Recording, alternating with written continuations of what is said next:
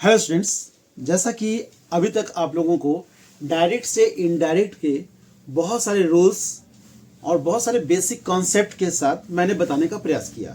आज मैं आप लोगों को डायरेक्ट से इनडायरेक्ट के वैसे सेंटेंसेस बताने जा रहा हूं जिसमें कन्वर्सेशन हुआ है, दो लोगों में बातें हुई है। लेकिन कई बार आप जब सेंटेंस इस तरह के देखते हो तो आप थोड़ा कंफ्यूज हो जाते हो कि इस तरह की बातें या इस तरह का सेंटेंस इसमें यूज नहीं हुआ, फिर ये सेंटेंस कहां से है। तो आज मैं उसी तरह के पॉइंट्स को क्लियर करने के लिए आपके लिए एक इस तरह के सेंटेंस को लेकर आया हूं। तो किन बातों को ध्यान रखना है, तो मैं चाहूंगा कि वीडियो बिल्कुल स्किप नहीं करें, क्योंकि स्किप करने के कारण आपके कुछ बेसिक कॉन्सेप्ट जो बीच में बताए जाते हैं वो आप नहीं ध्यान दे पाते हैं, जिसके कारण से आपको समझ में नहीं आता है। तो मैं चाहूंगा यदि आपके बेसिक कॉन्सेप्ट क्लियर हैं तभी आप इस तरह के सेंटेंसेस बना पाएंगे। और यदि कंफ्यूजन है या नहीं समझ, बेसिक कॉन्सेप्ट आपका क्लियर है, तो जैसा कि मैं डिस्क्रिप्शन बॉक्स में आपको लिंक दे दूंगा, वहां से सारे बेसिक कॉन्सेप्ट कंप्लीट करने के बाद आप इस तरह के सेंटेंसेस बना सकते हैं। So we should not waste our time and now look at here. तो जैसा कि जब भी आप इस तरह के सेंटेंस देख रहे हो तो किन किन बातों को आपको ध्यान में रखना है।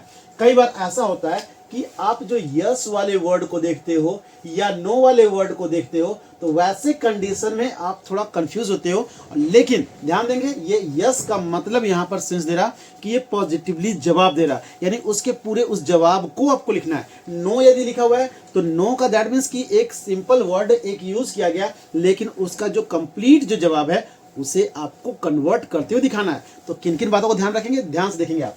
तो देखेंगे आप द ट्रैवलर सेड, और सेड के लिए चूंकि क्वेश्चन मार्क के लिए आप यहाँ पर क्या यूज करेंगे, आस्क्ड यूज करेंगे। तो आप लिखेंगे इनडायरेक्ट स्पीच, डायरेक्ट से इनडायरेक्ट में जब आप कन्वर्ट कर रहे हैं, इनडायरेक्ट में जब आप कन्वर्ट कर रहे हैं तो द ट्रैवलर सेड, यहाँ सेड लिखा हुआ है लेकिन यहाँ क्वेश्चन मार्क है, सेड आस्क्ड में कन्वर्ट हो जाएगा। तो आप लिखेंगे द ट्रैवलर आस्क्ड। ठीक है, अब ये बात जो ट्रैवलर पूछा, किससे पूछा, किसके किसके बीच बात हुई वो पल देख लीजिए। यहाँ ट्रैवलर है और एक पीजेंट के बीच बात हुई है, तो आप लिखेंगे the traveller asked the peasant, यहाँ लिखेंगे द पीजेंट। ठीक है, और जैसा कि मैंने कहा था कि जब भी आप इंट्रोगेटिव सेंटेंस बना रहे हैं इस बात का विशेष ध्यान दें कि आपका जो इंट्रोगेटिव सेंटेंस है वो WH वर्ड क्या है या फिर एक्सिलरी वर्ब है। तो आप देख लेंगे यहाँ एक्सिलरी वर्ब का यूज किया गया है। वैसे कंडीशन में आप इफ या वेदर का यूज करेंगे, तो आप लिखेंगे यहाँ पर इफ। ओके, और ये सेकेंड पर्सन ऑब्जेक्ट के अकॉर्डिंग, तो सब्जेक्ट आपका ट्रैवलर है और प्रेजेंट आपका ऑब्जेक्ट है, तो दोनों मेल है, इसके लिए आप क्या लिख देंगे, प्रेजेंट के लिए ही। ओके, अब यहाँ देख रहे कैन का क्या हो जाएगा, कुड हो जाएगा, इफ ही कुड। ओके, और यहाँ पर ध्यान देंगे टेल जो है आपका, क्योंकि आपको पता है कि जब भी आप मॉडल वाले वर्ड को देखते हैं वैसे कंडीशन में आपके वर्ब के फॉर्म नहीं चेंज होते हैं। तो इफ ही कुड टेल, यहाँ लिखेंगे टेल।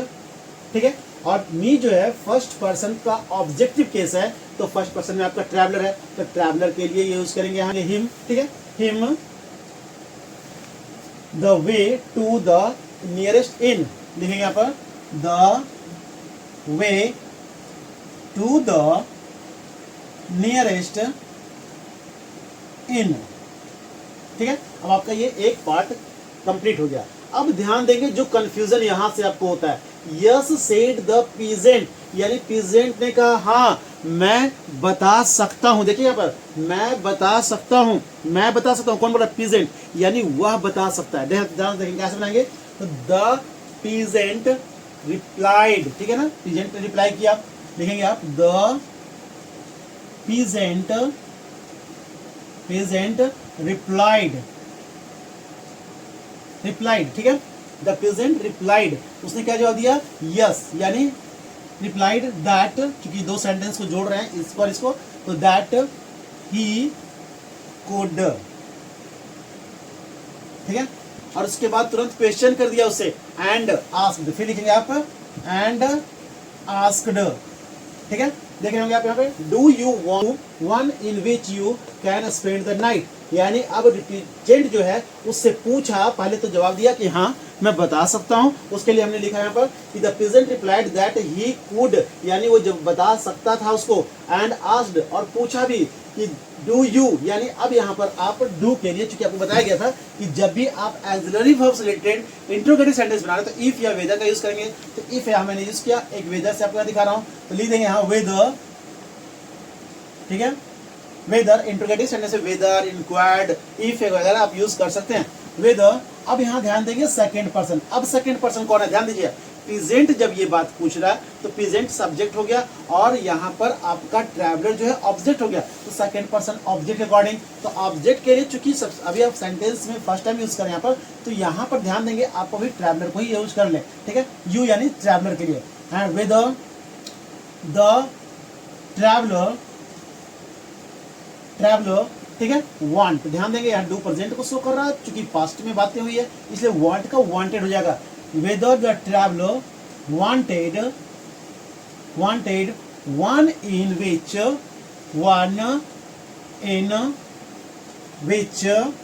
ठीक है। सेकेंड पर्सन, फिर आपका ऑब्जेक्ट, चूंकि सब्जेक्ट अब कौन आपका है, सब्जेक्ट प्रेजेंट है, ऑब्जेक्ट कौन है, ट्रैवलर है। ट्रैवलर का यूज फर्स्ट टाइम आपने कर लिया, अब सेकेंड टाइम में आप उसके लिए ही यूज करेंगे, इन विच, ठीक है, इन विच ही, और कैन का पास्ट क्या जाएगा, कुड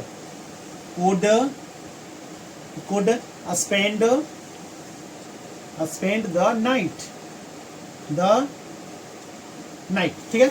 अब आपने दो पार्ट कंप्लीट कर लिया। अब जो लास्ट पार्ट है यहाँ पे ध्यान देंगे, नो रिप्लाइड द ट्रैवलर। अब ट्रैवलर ने आंसर दिया कि नहीं नहीं मैं वहां ठहरने नहीं जा रहा, ठीक है, नहीं ठहरना चाहता। तो यहाँ ध्यान देंगे क्योंकि वो चाहने की बात हो रही है, आई ओनली वांट अ मील, मैं तो केवल वहां भोजन करना चाहता हूँ, मैं ठहरना नहीं चाहता। तो वैसे कंडीशन में द ट्रैवलर आंसर्ड, उसने जवाब दिया है, ठीक है। तो आप लिखेंगे द ट्रैवलर आंसर्ड, ठीक है, दैट,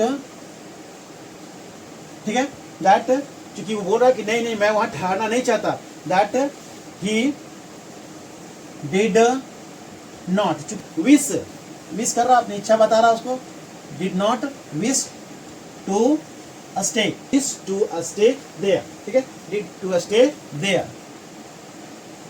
ठीक है। यहाँ ध्यान देंगे आई ओनली वांट अ मील, यानी ये जो बता रहा है ये पूरा बात तो ट्रैवलर ही बोल रहा है, तो ये बात आई के शो करने की जरूरत नहीं है, ठीक है। तो यहाँ लिखेंगे बट